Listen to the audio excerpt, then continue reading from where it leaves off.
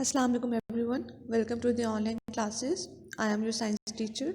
This is the lecture number 1 of week 3. Today we are going to continue our unit number 7, which is soil. The topic of our discussion today is what are the causes of soil erosion. Basically, there are 4 causes of soil erosion. Number 1, deforestation. Number 2, water. Number 3, wind. And number 4, sun. In this diagram, you can see how the fertile soil is eroded and ends up in the ocean. The first phase is mountains, then the plains, then comes the river, then sea, and it ends up in the ocean.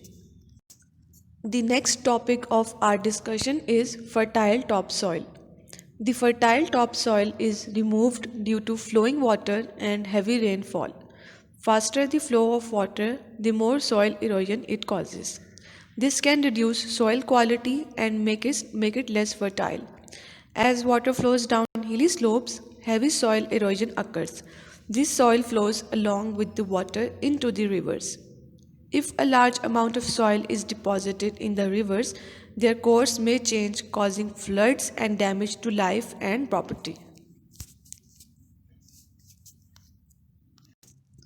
Next up is wind erosion. Wind erosion can also transport topsoil and weaken soil quality. Wind can also damage young seedlings by blasting them with sand and other small particles. We will discuss about deforestation now. Soil erosion also increases by human particles as plowing a farmer's field or the clearing of vegetation. Cutting down large number of trees for wood farming or housing called deforestation also causes an increase in the soil erosion. Overgrazing by cattle is another way by which plants get removed from the soil, resulting in soil erosion. Now we will discuss the recall questions. We will do question number 5 today, which states that how does rainwater cause soil erosion? The answer to this question is that the fertile topsoil is removed due to flowing water and heavy rainfall. Faster the flow of water, the more soil erosion it causes. This can reduce soil quality and make it less fertile. As water flows down hilly slopes, heavy soil erosion occurs. The soil flows along with the water into the rivers.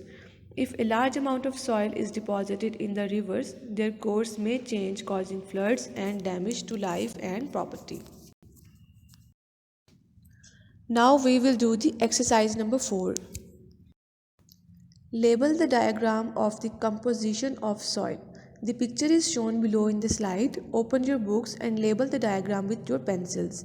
The first label is humus, Humus.